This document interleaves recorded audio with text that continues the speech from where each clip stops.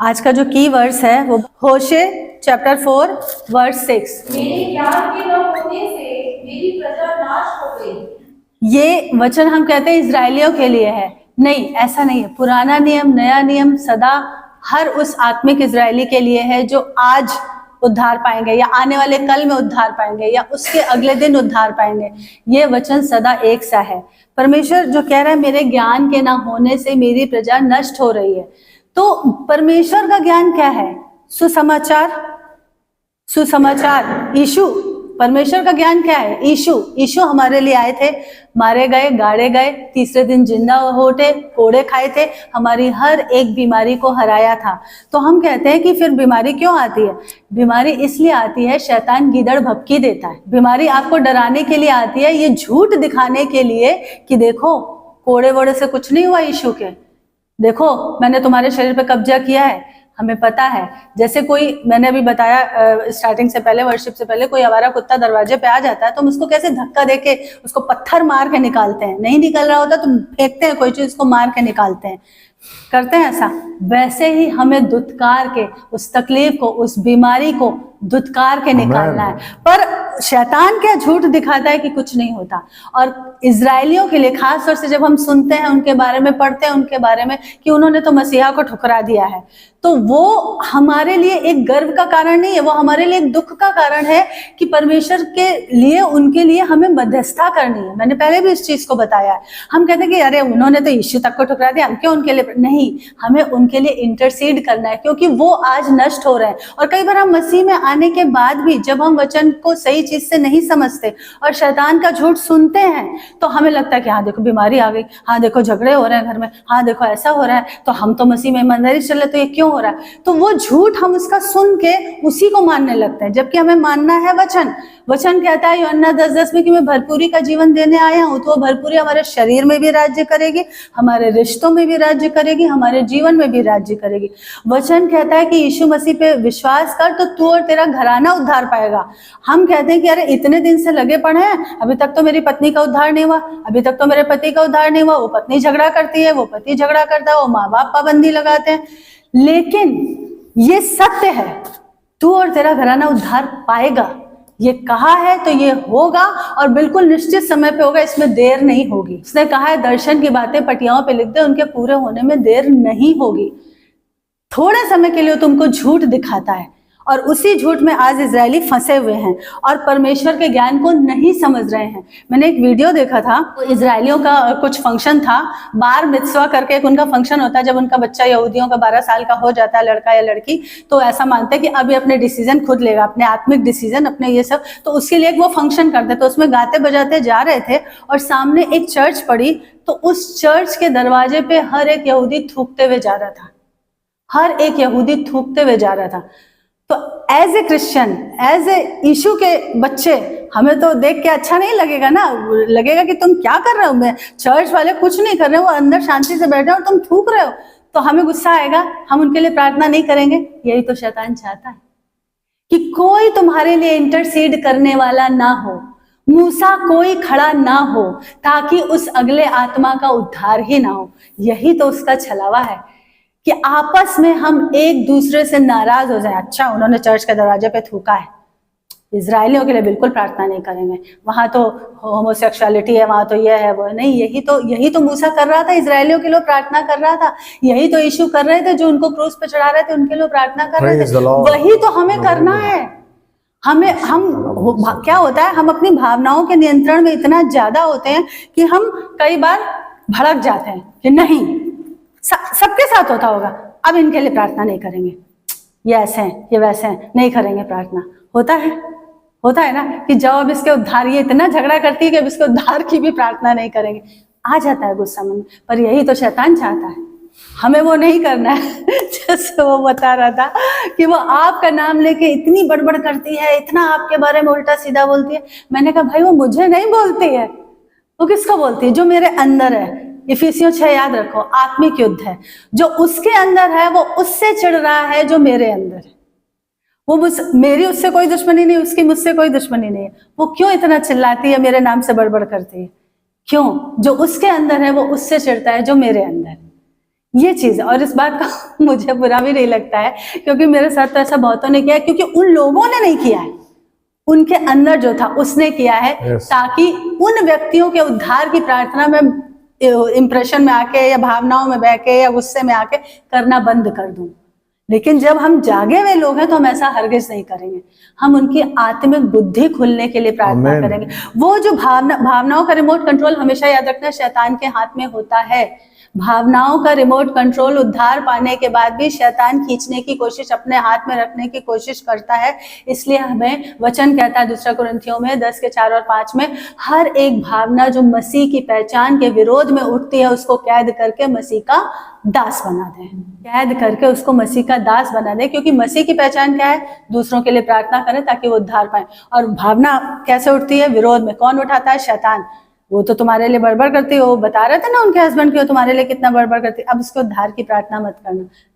अगर ऐसा सोच भी लिया तो उसकी शैतान की मर्जी पूरी हो जाएगी ना। हमें तो ये करना ही नहीं है। हमें क्या करना है? उन इजरायलियों के लिए उद्धार की प्रार्थना करनी। दूसरी चीज, विश्वासियों को कैसे बहकाता है? होशे में ही 6 चैप्टर का 6 वर्ष पढ़िए। क्योंकि मैं बलिदान से नहीं, स्थिर मन, स्थिर प्रेम ही से प्रसन्न होता हूँ, और वो बलियों से अधिक यह चाहता हूँ कि लोग परमेश्वर का ज्ञान रखें। आमेन। परमेश्वर कह रहा है, इजरायली आज भी शरीर में उस मसीहा को पाने की या उसके इंतजार की कोशिश कर रहे हैं। परमेश्वर कह रहा है कि तुम्हारे दान दसवांश बलिदान, आज हम बलि बकरा ये सब तो नहीं करते ना, दान दसवांश या अपनी भेंटें अपनी कमाई की लेके आते हैं। दानों से ज्यादा स्थिर प्रेम से। स्थिर प्रेम कब होगा? स्थिर प्रेम होगा तो दौड़ते हुए हर बाधा को पार करते हो। जैसे आज ये भाई बता रहे थे कि इतनी मुश्किल उसने सुबह पैदा कर दी। मैंने कहा फिर भी मैं तो जाऊंगा टाइम से, तू कर ले तुझे जो करना है, मैं बाद में देखूंगा, बाद में निपटूंगा। और पास्टर पूछ भी रहे थे कि क्या हुआ है, क्या हुआ है। फिर उन्होंने बाद में बाहर जाके बताया कि सिस्टर ऐसा है। मैंने कहा कोई बात नहीं, कोई बात नहीं, ये थोड़े समय का आत्मिक युद्ध है। जब हम उन परेशानियों में से गुजर रहे होते हैं तो हमको लगता है कि बस हम ही उन तकलीफों को झेल रहे हैं, कोई हमसे ज्यादा झेल ही नहीं रहा है। हम इसको, मैं भी जब गुजर रही थी मुझे लग रहा था मुझे क्यों चुना ब्राह्मण परिवार से, कितना झेलना पड़ता है, कितनी गालियां पड़ती। अभी सपना से बात करो, ये सपना नहीं, वो सपना पंडित, तो वो बेचारी कहती है कि मेरी गलती क्या थी, मुझे क्यों इतना झेलना पड़ा। अभी बीच में कुछ नौकरियां निकली थी, मैंने कहा सपना भर दो, बोली सारे ओरिजिनल डॉक्यूमेंट उसके कब्जे में है। सोचो, आधार कार्ड पैन कार्ड तो फिर भी बन जाएगा। बीकॉम एमकॉम की डिग्री कितनी इंपॉर्टेंट है, हाई स्कूल का सर्टिफिकेट, इंटर का सर्टिफिकेट कितना इंपॉर्टेंट है। कह रही मैम अब तो आप दुआ ये करो कि उसने उसको कुछ किया ना, उन डॉक्यूमेंट्स को सलामत रहे, वो मुझे मिल जाए। सोचो कितना मतलब एक नौकरी तक के लिए उसने तरसा दिया। क्यों? उसको वो कहती मैंने रखे थे बैग में, मैंने उस पर, मैंने कहा इतनी बुद्धि नहीं थी जो वो इस तरह से कर रहा था, तुम आते समय लेके आती। बोली मैम मैंने रखे थे बैग में, मैं कुछ काम से नीचे गई, कुछ लेने उठाने या लड़कियों का बैग या कुछ मतलब डिलीवरी के लिए जब आ रही थी कि बैग तो उस बीच में उसने कब निकाले मुझे नहीं पता। सोचो, वो कहती दुनिया का कोई भी रिश्ता मेरे लिए मायने नहीं रखता है, मुझे समझ आ गया है कि सिर्फ यीशु ही है। Amen. कोई रिश्ता। पति नालायक मिला, मायके वाले भी बेचारे कब तक बोझ उठाएंगे। शादीशुदा लड़कियां, जो लड़कियां मायके के दम पे बहुत फूलती है ना, मैं तो ये बोलती हूँ कि आज नहीं तो कल अकल आ जाएगी। पति का घर ही असली घर होता है। मायका कब तक वो मायके वाले भी बड़बड़ करने लगे, उनके लिए भी तुम बोझ हो। क्यों? क्योंकि और पहले मैंने उसको बहुत समझाया था, शादी से पहले मैंने कहा था नौकरी पकड़ो, नौकरी पकड़ो, तब उसने ध्यान नहीं दिया। खैर परमेश्वर है जो हर बिगड़ी को सुधारता है। मैंने कहा यकीन रखो, भले ही तुम्हारा युद्ध तगड़ा है। अभी मोनिका क्रिश्चियन को देखो, उसने कितना झेला। तो जब हम उसमें से गुजर रहे तो हर किसी को लगता नहीं हम ज्यादा झेल रहे हैं, दूसरे सब मजे में। ऐसा नहीं है, हर किसी के लिए। अभी रवि को ये लग रहा है कि भाई मैं सब कुछ करता हूँ, फिर भी वो मेरे खुरपेच करती, रात भर उठ के लड़ती, फिर सुबह से लड़ती, ये करती वो करती। क्यों कर रही है? मैं तो सब कुछ कर रहा हूँ ना ठीक से, मैं तो एकदम शांत रहता हूँ। आप लोग बोलते चुप रहना, तो मैं चुप भी रहता हूँ। तो कहाँ तक रहूं? कहाँ? जो उसमें से गुजर रहा होता है सबको लगता है कि मेरा युद्ध ज्यादा बड़ा है, बाकी सब मजे में। ऐसा नहीं है।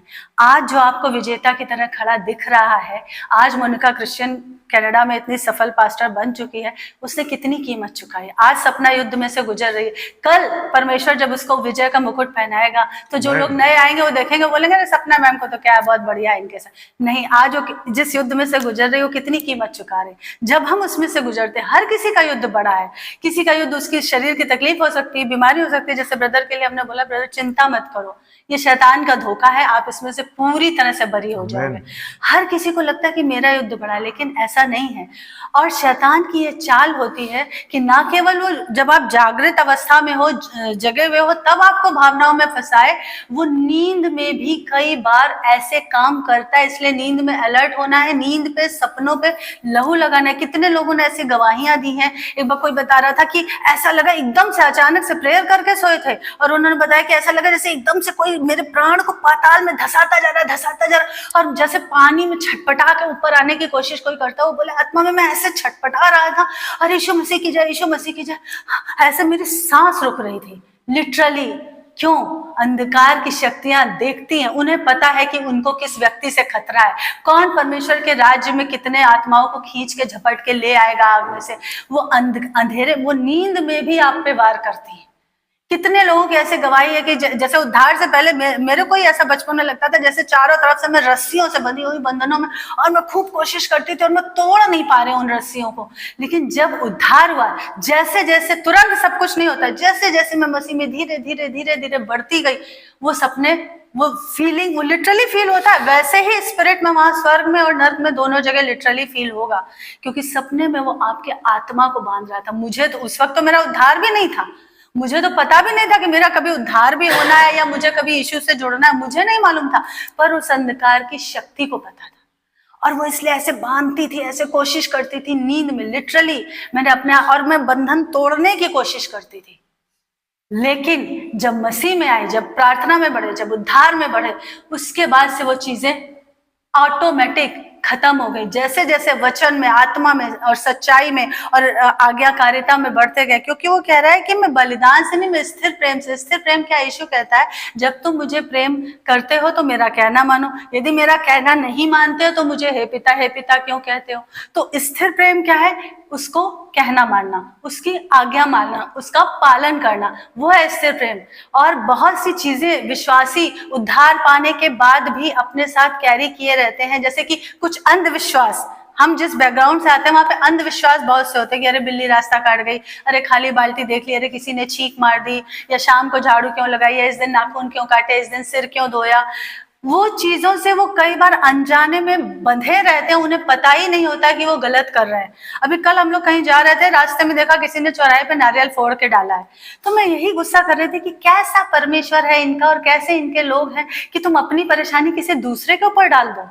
हमारा इश्यू तो वो था जिसने तुम्हारी परेशानी अपने ऊपर लेके अपने आप को कुर्बान किया। हमारा तो वो परमेश्वर था, वो तो हमको ये सिखाता है कि दूसरे की तकलीफ है तुम उसके लिए प्रार्थना करो, चाहे वो तुम्हारा बैरी है तो भी तुम उसके लिए प्रार्थना करो। और इनको क्या शिक्षा दे रहा है शैतान कि जाओ चौराहे पे नारियल डालो, जाओ फूल और सिंदूर और चावल डालो। ये क्या चीज है? मैंने दोने में रखे हुए चावल, इन अमावस, दिवाली जो थी क्या थी, अमावस की रात थी ना, कितने चौराहों पे आपने देखा, मैंने तो देखा है, लोगों ने कितने टोटके कर रखे।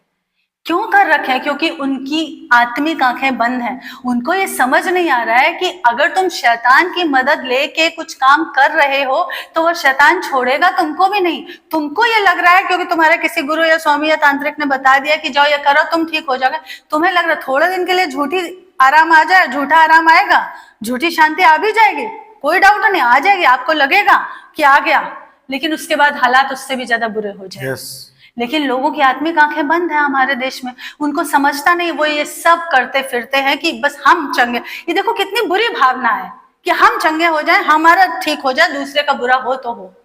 और परमेश्वर कहता है कि आपस में एक दूसरे के लिए प्रार्थना करो, बैरी के लिए भी प्रार्थना करो। ये है यीशु का मन जो करुणा से भरा हुआ है, ये यीशु का मन है। अगर कोई चीज सिखाई जा रही है उसको मानो। यीशु ये कहता है कि बलिदान से ज्यादा स्थिर प्रेम, स्थिर प्रेम जब होगा तब तुम कहना मानोगे, तब तुम आज्ञाएं मानोगे, तब तुम मेरा वचन फॉलो करोगे। आमीन। इन अंधविश्वास की चीजों से परे रहना है, उसके प्रेम को समझना है, और नींद में हमेशा सोते समय यीशु का लहू सपनों पे भी लगाना, बांधना है उन अंधकार की शक्तियों को। क्योंकि जब वचन में लिखा है जब सो रहा था खेत का मालिक, बैरी आके जंगली बीज बो गया। इवन ऐसे भी टेस्टिमनीज हैं, लोगों को नींद में कुछ खिलाया है, और जब खिलाया तो फिजिकली उनके मुंह चल रहे थे। ऐसा देखा, नींद में ऐसा दिखाया, ये नहीं दिखता कि शैतान आके खिला रहा, ऐसा दिखता कि कोई तुम्हारा चाहे मरा हुआ रिश्तेदार आ गया हो सपने में, या कोई जान पहचान का व्यक्ति का चेहरा लेके आता है सपने में कि अरे ये खा लो। लोगों ने खाया, और जब खाया तो बताते हैं कि जब आंख खुली तो फिजिकली मेरा मुंह चल रहा था खाने के लिए। इट मीन्स वो चीज डाल दी गई, वो जंगली बीज डाल दिया गया सपने। कितनी ऐसे गवाहियां हैं, इंटरनेट पे भरी पड़ी है, आई एम श्योर आप लोगों ने सुनी होंगी। तो इन चीजों को बाइंड करके, इन पे यीशु का लहू लगा के, उन शक्तियों को पवित्र आत्मा की आग से जला के, तब हर दिन प्रार्थना में तब अलर्ट होके सोया करो। ये बहुत जरूरी है, ये चीजें, ये छोटी छोटी चीजें। और जिन अंधविश्वास की रीतियों को हम फॉलो कर रहे थे, अब उन्हें फॉलो करने की जरूरत नहीं है, क्योंकि जब तुम अगर उन चीजों को मानते हो, तुम्हें लगता है अरे हाँ, मंगल को नाखून नहीं काटने, शनिवार को बाल नहीं धोने, इसमें कोई बुराई नहीं है, इसमें क्या है, कोई तंत्र मंत्र थोड़ी नहीं, तुम उस अंधविश्वास के स्पिरिट के घेरे में आ जाते हो जब तुम ये करते हो। तो इसलिए हमें आत्मिक बुद्धिमान बनना है, हमें इन चीजों को समझना है और बुद्धिमानी से चलना है। और यहूदियों के बारे में यहाँ तक सुना है, बाइबल के स्कॉलर जो है वो बताते हैं कि जो यहूदी रब्बी थे, जो यहूदी स्कॉलर थे, उन्होंने उनके जो धर्म ग्रंथ होते हैं, तालमुद वगैरह 2-3 तरह के हैं, उसमें से जो पर्टिकुलर यीशु की क्रूसिफिकेशन के और उन चीजों के वचन थे, उनको या तो तोड़ मरोड़ दिया है या उनको वहां से गायब कर दिया है। फॉर एग्जाम्पल भजन 22 निकालिए, पहला वचन पढ़िए। हे मेरे परमेश्वर, तूने मुझे क्यों छोड़ दिया? हाँ, एली एली लमा शबक्तनी, ये दाऊद ने अपने पवित्र आत्मा के द्वारा उभारे जाने से लिखा था। और उनके जो धार्मिक ग्रंथ हैं उनमें ये पर्टिकुलर चीजें, ये पर्टिकुलर वचन गायब है। पहला वचन कहता है, हे मेरे परमेश्वर तूने मुझे क्यों छोड़ दिया। ये यीशु ने क्रूस पे बोला है, एली एली लमा शबक्तनी, ये वचन। 15वां, इसी का 15वां वचन पढ़िए। मेरा बल टूट गया, क्योंकि कुत्तों ने मुझे घेर लिया है, कुचलियों की मंडली मेरे चारों ओर मुझे घेरे हुए है, और मेरे हाथ और मेरे पैर छेदते हैं। वे मेरे हाथ और पैर छेदते हैं। दाऊद के थोड़ी छेदे गए, ये उसने भविष्यवाणी के पूर्व ज्ञान से परमेश्वर के आत्मा ने उसको लिखवाया। वे मेरे हाथ और पैर छेदते। 17, मैं अपनी सब हड्डियां चीर सकता हूँ, वे मुझे देखते और निहारते हैं। 18, वे मेरे वस्त्र आपस में बांटते और मेरे पहिरावे पर चिट्ठी डालते। किसके वस्त्र बांटे गए थे चिट्ठी डाल के? दाऊद के समय तो नहीं बांटे गए थे, पर दाऊद ये पूर्व ज्ञान से लिख के गया था। उन्होंने इन वचनों को ही उड़ा दिया है, ताकि कोई भी आत्मिक प्रकाशन पाके ये समझ ना सके कि ये किसके लिए लिखा गया। यशाया 53 का 4 और 5 जहां पे लिखा है कि लिखा उसके कोड़े खाने से हम चंगे हुए, वो वचन, हर वो वचन जहां से मसीहा की पहचान हो सकती थी, आत्मिक आंखें खुलने के बाद उन चीजों को उन्होंने उड़ा दिया है, उन चीजों को हटा ही दिया है, ताकि कोई समझ ही ना पाए कि किसके बारे में। और अब जिन यहूदियों का उद्धार हो रहा है, जो मसीह को कबूल कर रहे हैं, जो मैसेनिक ज्यूइश हैं, उनको मैसेनिक ज्यूइश कहते हैं क्योंकि वो मसीह में आ गए, वो यहूदी जो मसीह में आ गए, उनको आराधनालय से निकाल देते हैं, उनको निकाल देते हैं। उनको इतनी चिढ़ है यीशु के नाम से, यहूदियों को, इजरायलियों को। और वो एलिया के लिए टेबल लगा रहे हैं, क्योंकि मलाकी में लिखा है कि परमेश्वर के उस दिन से आने से पहले मैं एलिया को भेजूंगा, मलाकी के 4 अध्याय में लिखा है। और वो अभी भी मसीहा का इंतजार कर रहे हैं। अब ऐसे लोगों के लिए क्या हमारा मन करता है? नहीं करता है प्रार्थना करने का। कई बार हमें गुस्सा आता है ना कि देखो कैसे कर रहे हैं, इनके लिए क्या प्रार्थना करें, ये तो ऐसे ही 12 के भाव में जाएंगे। लेकिन यही तो नहीं करना। परमेश्वर का प्रेम देखो, होशे निकालिए, उसका 11 चैप्टर निकालिए, उसका 8वां से लेके 11वां वचन तक पढ़िए। परमेश्वर का प्रेम देखो इजराइल के लिए। वो कह रहा मैं कैसे तुझे छोड़ दूं, इतनी निकम्मी प्रजा, इतने नालायक लोग, फिर भी कहना नहीं मानते, बात बात पे फिर जाते, बात बात पे कुड़कुड़ाते, बात बात पे बवाल करते, फिर भी वो कह रहा मैं कैसे तुझे छोड़ दूं। परमेश्वर उनको नहीं छोड़ा। एक बार मैं बता चुकी हूँ पहले, एक कपल था, उनके लाइफ में हमारे थ्रू परमेश्वर ने काम किया, उद्धार आया, फिर बेटे की आशीष आई, उनकी वाइफ को मिसकैरेज होते थे, फिर प्रार्थना करी तो बच्चा हुआ। फिर जब वो हमें मिले थे तो बहुत ज्यादा दुनियादारी के आत्मा में, और घमंड, और अपने आप को सर्वश्रेष्ठ समझना, और अपने को ही सही मानना, किसी की ना सुनना। तो मैं पास्टर को बोलती थी, मैं कहती थी सोना ये कैसे, मतलब ये तो हर बार घमंड के 7वें आसमान पे घमंड के घोड़े पे चढ़े रहते हैं। पास्टर बोलता है अभी नए हैं, जब वचन पढ़ेंगे ना तब सुधर जाएंगे। आज करीब करीब 20 साल हो गए, वो अभी भी नहीं सुधरे। अभी भी परमेश्वर उनके बारे में मुझे दिखाता है, बताता है और बोलता है कि प्रार्थना कर बेटा, इस चीज के लिए प्रार्थना कर बेटा। तो एक बार मुझे सच में, हम इंसान है सच में भाई, हमारी शक्ति थोड़ी, हम परेशान, हम गुस्सा आ जाते हैं, हमें गुस्सा आ जाता है। मैंने कहा प्रभु जब वो नहीं सुनती, वाइफ के लिए दिखा रहा था, हस्बैंड क्या ज्यादा बोलता है तो उसकी बात सामने आ जाती है और वो वाइफ चुप रहती है, लेकिन उसके मन में क्या होता है परमेश्वर को पता। तो वो चीजें प्रभु ने मुझे दिखाई लॉकडाउन के दिनों। मैंने कहा प्रभु जब वो नहीं सुनते, नहीं सुधरना चाहती, तो क्यों मेरे पीछे पड़ो? मेरी गलती हो गई क्या? मैंने उनके जीवन में उद्धार का बीज बो दिया, हर समय उनको बहुआ तने लिए फिरूं क्या? भैया मुझे कोई और दिखा दो, मैं नहीं, अब मैं थक गई हूँ उनके लिए प्रार्थना करते करते। वो नहीं सुधर, उन्हें बस दूसरों की गलतियां नजर आती, उन्हें अपनी तो दिखती नहीं। लिटरली वो फोन पे भी बात करते तो सिस्टर वो ऐसा हुआ, मैं सोचती हाय कब सोचेंगे कि वचन मेरे लिए है। तो मैंने कहा मैं थक गई हूँ। पवित्र आत्मा ने एक बात बोली, उसने बोला मैं नहीं थका तो तुम कैसे थक गई? मतलब मुझे लग रहा था कि क्या गुनाह कर दिया क्या, उनके जीवन में उद्धार का बीज बो दिया, बच्चे की आशीष के लिए प्रार्थना कर दी, हो तो गया, सब हो गया, बढ़िया, वो है क्रिश्चियन, अब सुधरे ना, क्यों नहीं सुधर रहे? परमेश्वर ने कहा जब मैं नहीं थका तो तुम कैसे थक गई? वो मेरे लिए बहुत शॉकिंग बात थी, क्योंकि मैंने तो गुस्से में बोला था परमेश्वर, मैंने कहा नहीं सुधरने वाली, वो अपने को सर्वश्रेष्ठ समझते हैं, वो समझते ही रहेंगे। वो जब मिले थे, मैंने कहा जब वो मिले थे 20 साल पहले, तब भी ऐसे ही थे, उतने साल पहले जब मिले थे। मैंने कहा कहाँ सुधर रहे हैं, काय पीछे पड़े हो मेरे? परमेश्वर ने कहा मैं नहीं थका, तू कैसे थकी? परमेश्वर हम में से हर एक से यही चाहता है, थकना नहीं है। परमेश्वर कह रहा मैं कैसे छोड़ दूं इजराइल को, मेरा हृदय प्रेम के मारे उलट पुलट हो रहा है। वो बचपना कर रहे हैं, वो अपने को सर्वश्रेष्ठ समझ रहे हैं, वो दूसरों में कमियां निकाल रहे हैं, अपनी गलती उन्हें नहीं दिख रही है। प्रभु कह रहे इस बात के लिए तू प्रार्थना कर। मैंने कहा क्यों करूं, वचन है ना, इतने साल से वो बाइबल पढ़ क्या रहे, समझ नहीं रहे, खाली पढ़ ही रहे, समझ नहीं रहे। परमेश्वर ने कहा थकना मना है, तुम्हें प्रार्थना करने की ड्यूटी दी गई। आज हम सब याजक हैं, हम में से हर एक को किसी ना किसी के लिए, अपने परिवार वालों के लिए, अपनी पत्नी के लिए, अपने पति के लिए, अपने माँ बाप के लिए प्रार्थना करने की ड्यूटी दी गई।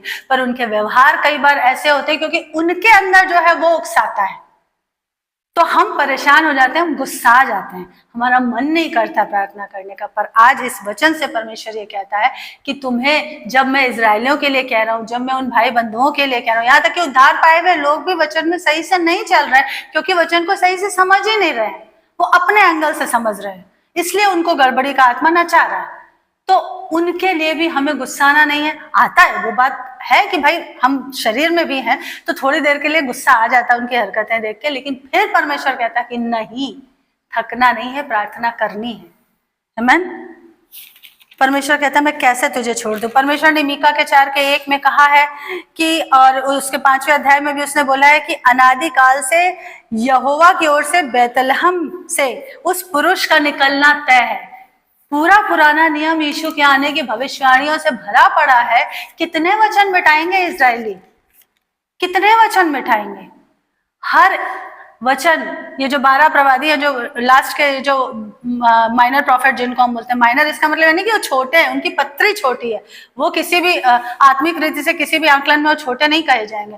पर ये जो बाद के 12 भविष्यवक्ता है, उनमें भी भरा पड़ा है यीशु का आना। यशाया ने भी बोला है, यिर्मयाह ने भी बोला है, एशकेल ने भी बोला है, दाऊद भी बोल के गया है। हर एक जगह तो सिंस बिगनिंग, मूसा ने भी बोला है कि परमेश्वर मेरे बाद तुम में से एक उठाएगा, मूसा बोल के गया था, अब्राहम को बताया था। सब कुछ तो पहले से प्री डिसाइडेड है, फिर भी इजरायलियों की आंखें ऐसी बंद हैं कि वो पढ़ते हैं और उनको समझ में नहीं आता। आज ऐसे बहुत से विश्वासी जो बाइबल पढ़ते हैं पर उनको उस रीति से समझ में नहीं आता, वो अपने एंगल से बाइबल को समझने की कोशिश करते हैं, इसलिए गड़बड़ी होती है, इसलिए बैरी का दांव उनके ऊपर चल जाता है। अगर कोई चीज बोली जाती है करने के लिए तो वो हमें करना जरूरी है, लेकिन कई ऐसे भी हैं जहाँ पे आपको शरीर की रीति पे चीजें सिखाई जा रही हैं, जबकि यहाँ पे आपको आत्मिक चीजें सिखाई जाती है। और वो आत्मिक चीजें करने के लिए हमें फिजिकली पहले अलर्ट होना पड़ता है। जैसे प्रेरितों के काम उसके 15वें अध्याय के 5वें वचन में ऐसा लिखा हुआ था कि मत खोलिए, वहां पे जो उस समय के फरीसी लोग थे, उस वक्त पौलुस और पतरस, जब ये पहली सदी की कलीसिया काम कर रही थी, तो वो जो नए लोग आ रहे थे, जो यूनानी जाति से, यहूदी तो खतना कराते हैं, जो अन्य जाति से आ रहे थे जो खतना नहीं कराते, तो उनको वो लोग कह रहे थे कि खतना कराने की जरूरत नहीं है। तो जो फरूसियों के पंथ के थे वो कहते थे कि नहीं, खतना तो कराना चाहिए, नहीं खतना, वो जबरदस्ती उनके ऊपर फिजिकल चीजों की प्रेशर डाल रहे थे बजाय इसके कि उनकी आत्मिक चीजें सुधरें। तो आज भी बहुत सी जगह ऐसी गड़बड़ियां वचन की चल रही हैं, फिजिकल चीजों पे प्रेशर डाला जा रहा है, लेकिन उनके अंदर का आत्मिक मन सुधारने के लिए ना उनको गाइडेंस दी जा रही है, ना उनको प्रेरणा दी जा रही है, ना उनके लिए प्रार्थना की जा रही है, ना उनको वार्निंग दी जा रही है।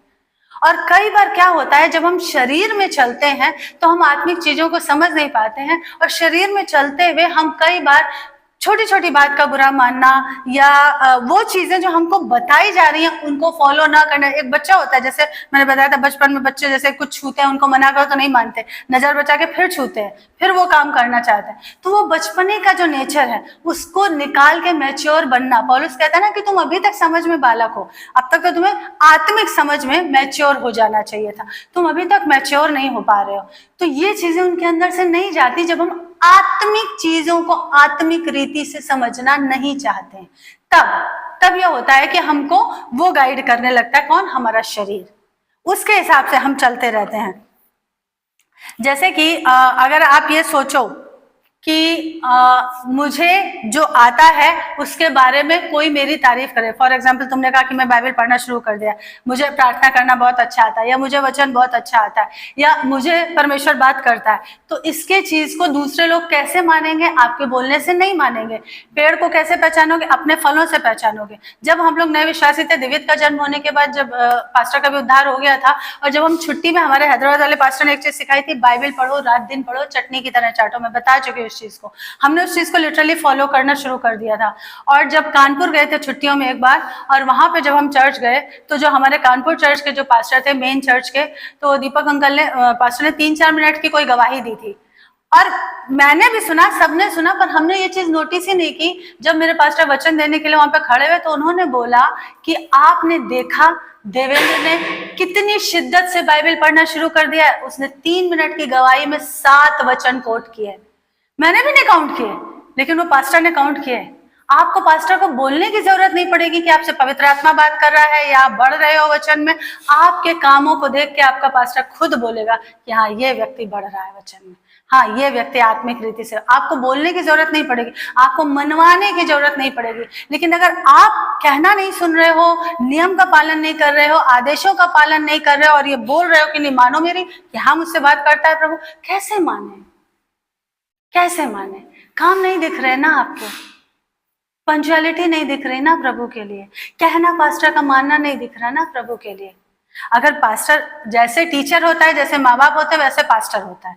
वो आपके आत्मिक जीवन की भलाई के लिए वचन के डंडे लगाता है। उसको आपसे पर्सनल दुश्मनी नहीं है, वो तो रात दिन बेचारा रो रो के आपके लिए आंसू बहा बहा के प्रार्थना करता है। पास्टर ने नहीं इस चीज को मनवाया कि हम बहुत बाइबल पढ़ रहे हैं। उन्होंने कभी वो पास्टर को बोला भी नहीं, क्योंकि हम तो कभी साल में 1 आध बार छुट्टी जाते थे 15-20 दिन के लिए। लेकिन वो पास्टर ने बैठे बैठे 3 मिनट की गवाही में इन्होंने 7 वचन कोट किए, उसको गिना। मैंने भी नहीं गिना, मैं वहां बैठी थी उसी चर्च में, मैंने भी नहीं काउंट किया। उन्होंने चर्च से पूछा, आपने सुना देवेंद्र ने 3 मिनट की गवाही में कितने वचन कोट किए? किसी ने नहीं काउंट किया, लेकिन पास्टर ने। कोई ना नोटिस ना करे, लेकिन आपकी मसीह में बढ़त सच्चे अर्थों में आपके पास्टर को दिख जाएगी। उन्होंने बोला, उसने 7 वचन बोले, 7 वचन कोट कर करके उसने गवाही दी, तो उसको दिख जाएगा। जैसे दिव्य बताता है कि डिसिप्लिन के मामले में मेरी पूना की चर्च बहुत अच्छी थी। कहता है कि पास्टर का ऐसा खौफ रहता था, और वर्शिप टीम सबसे ज्यादा डांट खाती थी। कहता है वर्शिप टीम को इतनी डांट पड़ती थी प्रैक्टिस के टाइम, अगर एक बीट भी गलत बजाई, और सब वहां पढ़े लिखे एमएनसीज में काम करने वाले, लाखों हजारों कमाने वाले, 80-90 हजार से ऊपर पेमेंट वाले पढ़े लिखे अच्छे लोग आते थे। लेकिन पास्टर जब डांटता था तो सब, इवन फॉरेनर्स भी उसके, क्योंकि इंग्लिश चर्च थी ना वो, तो फॉरेनर्स भी आते थे। उनको तो इंग्लिश चर्च चाहिए ना, फॉरेनर्स को, उनको क्या समझ में हिंदी मराठी आएगा। तो कहते इवन फॉरेनर्स भी आते थे उस चर्च में। लेकिन इतने डिसिप्लिन्ड लोग थे, इतने वेल एजुकेटेड, कि जब पास्टर डांटता था तो पास्टर के खौफ सब पे रहता था, सब कहना मानते थे। पता है कि ये हमको हमारी भलाई के लिए टोक रहा है या हमको हमारी भलाई के लिए डांट रहा है। मेरा खौफ रहता था, एकदम वेल डिसिप्लिन्ड। एक बीट भी अगर अलग बजाई तो वर्शिप टीम की तो ऐसी तैसी कर देता था पास्टर। क्यों? क्योंकि वो चाहते थे कि नेक्स्ट डे जब तुम बैठो संडे सर्विस में, तो serve your Lord in the best way. आमीन। पास्टर की मंशा ये नहीं थी कि उसको दिवित से कोई प्रॉब्लम थी या किसी गिटार वाले से या कीबोर्ड वाले से या गाने वाले लड़कियों से कोई प्रॉब्लम थी। वो लोग डांट इसलिए खाते थे क्योंकि तुम यहोवा की सेवा करना यूं ही हल्के में मत लो, serve your Lord in the best way, इसलिए डांट पड़ते थे। वो अभी भी बोलता डिसिप्लिन के मामले में मेरी पूना चर्च सबसे बेस्ट थी और पास्टर का खौफ रहता था। क्यों रहता था? क्योंकि पास्टर चाहता है कि अनुशासन रहे चर्च में, ताकि आप अपने प्रभु की सेवा इन द बेस्ट वे कर सको। इसलिए ना कि पास्टर को कोई पर्सनल प्रॉब्लम है, वो आपको सुधारना चाहता है आपकी आत्मिक जीवन की बढ़ोतरी के लिए, आपके फिजिकल रेल में, आपके सांसारिक जीवन में भलाई के लिए, है ना। तो जो सुनेगा, सीखेगा, मानेगा वो बढ़ेगा। जो सुनेगा, सीखेगा, मानेगा वो बढ़ेगा।